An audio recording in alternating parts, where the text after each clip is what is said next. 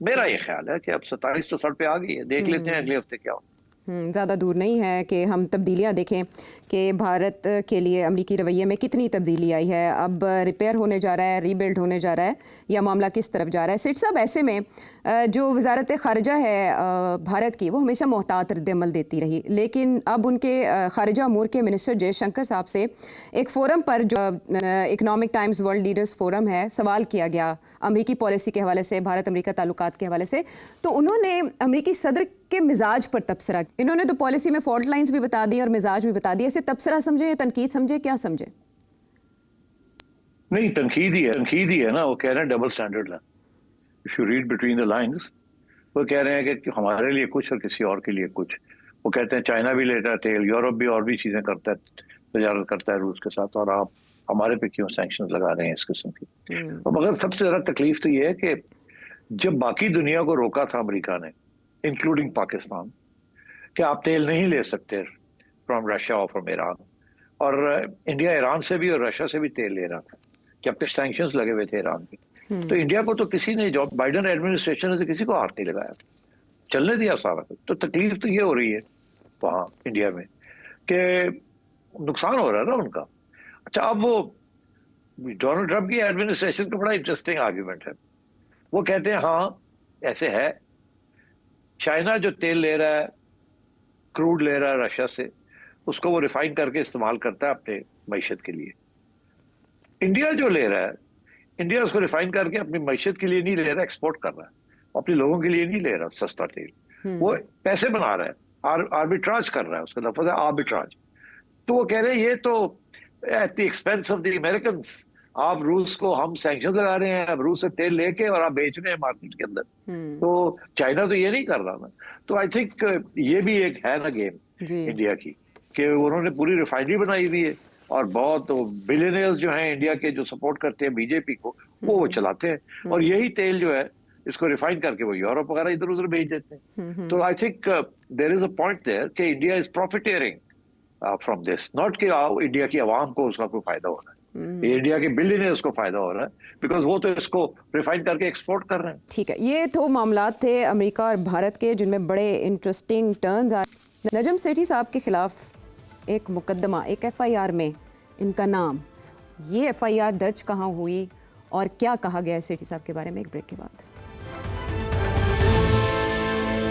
شو میں ساتھ دینے کا شکریہ۔ سیٹھی صاحب، پاکستان میں تو ماضی میں مقدمے آپ پہ کتنے ہوئے، یا کب آپ پابند سلاسل رہے، یہ تاریخ میں سب کو پتہ ہے، لیکن آپ کے کسی انٹرویو نے بھارت میں کافی کھلبلی مچائی ہے، یہاں تک کہ ایک ایف آئی آر کرن تھاپر جو کہ سینئر بھارتی صحافی ان کے خلاف ہوئی، تو اس میں آپ کا نام بھی مینشن کیا گیا، اور وہ بیچارے بہت مشکل میں آئے ہوئے ہیں، سپریم کورٹ انہیں ریلیف دے رہی ہے، لیکن ان کے خلاف ایف آئی آرز یا مقدمے درج ہونے کا سلسلہ نہیں رک رہا۔ یہ کیا ظاہر کرتا ہے ٹرینڈ؟ یار میں آئی ایم شاکڈ، پہلی دفعہ مجھے ایف آئی آر انڈیا میں لانچ ہو گئی ہے میرے خلاف۔ یار یہ کمال کی بات ہے، یہ بھی کوئی میرا خیال اعزاز ہونا چاہیے۔ میرا خیال ہے پہلی دفعہ ایسے ہوا ہے کہ ایک پاکستانی جرنلسٹ کے خلاف for giving his views on Indian channel وہ ایف آئی آر ہو گئی ہے۔ اس سے تو یہ ہے کہ اگلی دفعہ ہم لوگ یہاں سے کسی انڈین جرنلسٹ کو لیں گے اور وہ انڈیا کو ڈیفینڈ کرے گا اور پاکستان کو کرٹیسائز کرے گا، تو یہاں تو درجنوں کے حساب سے ایف آئی آر لگ جائے۔ مگر آئی ایم ناٹ سرپرائزڈ۔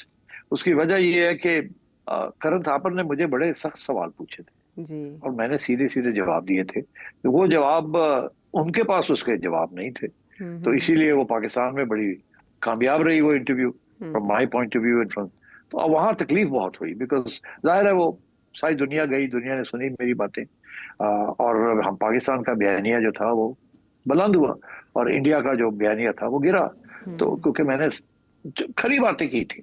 اچھا، اب تکلیف دیکھے کرن تھاپر کو جا کے، اور ان کے ساتھ ایک اور بڑے انڈیپینڈنٹ جرنلسٹ ہیں دا وائر کے، سدھارتھ وردھن راجن، ان کو بھی، ان کے خلاف بھی، اور ان کے خلاف تو کافی عرصے سے نریندر مودی کی گورنمنٹ ان کو تنگ کرتی رہتی ہے، ان کو کیسز ہوتے رہتے ہیں۔ Very independent journalist and very fine man, very fine journalist, جیسے کرن ہے۔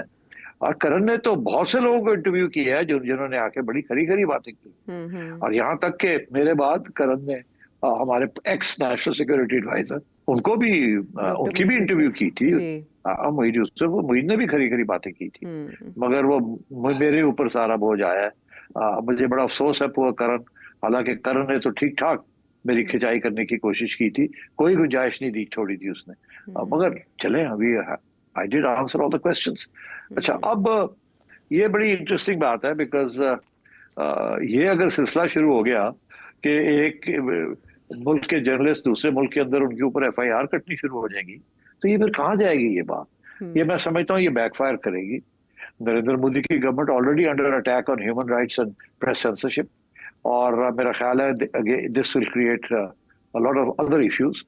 इंटरनेशनल कम्युनिटी हम जैसे लोगों को कुछ पहचानती है। I have had 3 international awards for press freedom, तो मेरा ख्याल है this is going to backfire on Karan is a very respected international journalist, and so is Siddharth.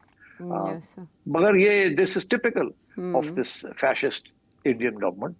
ये बीजेपी की गवर्नमेंट है फैशिस्ट। अब जब हम कहते हैं फैशिस्ट तो तकलीफ तो होगी, जाहिर है, मगर ये साइन होता है जब आप कमजोर होते हैं ना, या डरते हैं या खौफजदा होते हैं किसी चीज से, तो आप इस किस्म की नी जर्क रिएक्शन जल्दी से कुछ करो, और ताकि आइंदा कोई इसलिए ना कर सके। हाँ, तो इसलिए ये धमकी है एक किस्म की ऑन अदर्स। अब ये होगा क्या, इसके बाद 2 चीजें होंगी। एक तो इंडियन मीडिया वाले जो पाकिस्तानी जर्नलिस्ट के साथ कभी कभी कोई इंटरव्यू कर लेते हैं, वो शायद कतराएंगे, कहेंगे नहीं करना है, वो पता नहीं क्या कह देंगे, फिर हम भी विल गेट इनटू ट्रबल। क्योंकि इंडियन जर्नलिस्ट बिल्कुल लेटा हुआ है इस वक्त, बिल्कुल प्रो मोदी। 2, 3, 4, 10 लोग होंगे सारे हिंदुस्तान में जो कि खरी बातें करते हैं, ये इंडिपेंडेंट स्टांस लेते हैं, बाकी सारे तो लेटे हुए हैं वहाँ, अनफॉर्चुनेटली। तो इसलिए आई थिंक मैं तो समझता हूँ this is a matter of honour for me कि चले जी, एक फाशिस्ट गवर्नमेंट जो है वो मुझे भी पहचान रही है कि I am opposing fascism, but बड़े अफसोस की बात है कि वो करण वगैरह को धर लिया उन्होंने, या कोशिश कर रहे हैं। मेरा ख्याल है सुप्रीम कोर्ट जो है उन्होंने अप्लाई किया है, आई थिंक वहां से रिलीफ सुप्रीम कोर्ट ने जी मिला है ऑलरेडी, और ये केस कहीं आगे नहीं जाएगा, मगर धमकी है ना, that's the point of it. दवायर की जानिब से जो चैलेंज किया गया है वो 152 को ही चैलेंज किया गया है, जिसे इंडियन सुप्रीम कोर्ट ने 2022 में मुअत्तल कर दिया था, और इंडियन प्रेस क्लब की तरफ से भी और जो विमेन प्रेस क्लब है उनकी तरफ से भी प्रोटेस्ट किया है कि आप मीडिया को दबाने की कोशिश करें। तो कुछ आवाज़ें अभी भी वहाँ मौजूद हैं। सच अगर हजम नहीं हो रहा तो फिर ज़ाहिर उसका जवाब ऐसे आएगा कि कुछ भोंडे मुकदमात का इंदराज कर लिया जाएगा जिनकी बुनियाद नहीं होगी। अच्छा सेठी साहब, एक और बड़ा मामला गाजा का, हाँ, कहत साली बाकायदा तौर पर बयान की गई है और कहा गया है कि जो कहत है ये मैन मेड है, इंसान का क्रिएटेड है, और इसे ख़त्म किया जा सकता है फौरी इक़दामात लेकर, क्योंकि पहला फेज़ नेतन्याहू, बेंयामिन नेतन्याहू की जानिब से शुरू किया जा चुका है गाज़ा में ऑपरेशन का। लेकिन ऐसे में जो जेरूसलम पोस्ट है और द टाइम्स ऑफ इसराइल है, जो इसराइल के नामवर अखबारात हैं, वो ये बता रहे हैं कि IDF की जानिब से ये बयान आया है कि हुकूमत की बका, इन शॉर्ट नेतन्याहू की बका, गज़ा पर हमले में मुनहसर है। इसके अलावा इसराइल के एक साबिक वज़ीर ख़ज़ाना है, उन्होंने ये इल्ज़ाम लगाया है कि हमास को असल में बेंयामिन नेतन्याहू ने नर्चर किया ओवर द ईयर्स, और बाइडेन इंतज़ामिया के एक ऑफिशियल ये कह रहे हैं कि जब जो हॉस्टेजेस थे उनकी रिहाई की बात होती थी तो इस एडमिनिस्ट्रेशन की जानिब से, नेतन्याहू की जानिब से बार बार उसको सबोटाज किया गया। ये आगे पीछे यके बाद दीगरे 3 खबरें ऐसी आई हैं जो बता रही हैं कि इन हाउस, यानी घर के अंदर से बेंयामिन नेतन्याहू के